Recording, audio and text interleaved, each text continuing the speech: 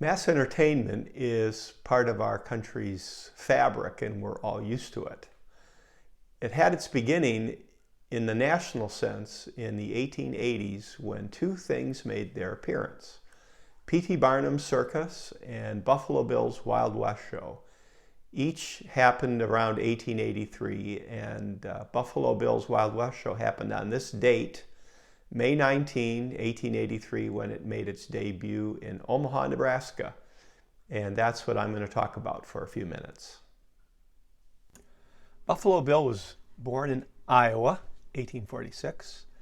He rode for the Pony Express when he was a teenager. He was a teamster during the Civil War.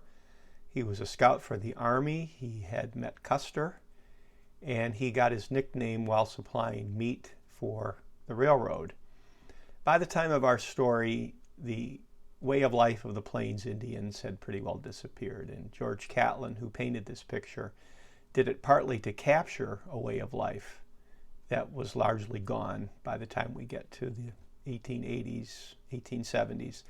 And one of the reasons the way of life was gone was the absolute annihilation of the buffalo herds, which the Plains Indians depended on. And this picture shows buffalo skulls. Certainly Buffalo Bill had his hand in that. But by the time the buffalo is finished, so is the way of life of the Plains Indians. He got his start doing local theater, but by the time he went national, Buffalo Bill had developed a standard program, and here's a picture of it. If you look at item 3, you see Miss Annie Oakley, who was going to do some gunslinging. But all the Wild West shows had a certain pattern that they followed throughout. They would always have a shootout, kind of like the movie High Noon, and this would include women sometimes, would be the gunslingers. There was usually something with the Pony Express, and we think partly because Buffalo Bill himself had been in the Pony Express. And there was usually something with a wagon train, and maybe people in the audience had been on the Oregon Trail or had been out to California, so they found this reenactment interesting. There was usually a stagecoach robbery. So it was like a circus. There was always one act following another. Buffalo Bill himself was quite sympathetic toward Indian people, and he featured them in his shows. Ironic, of course, since their way of life was gone by now, more or less. And I think one of the more interesting parts of the show was the reenactment of the Battle of the Little Bighorn, where Custer and all his men were killed by Sitting Bull. Sitting Bull's warrior, Sitting Bull himself, wasn't at the battle.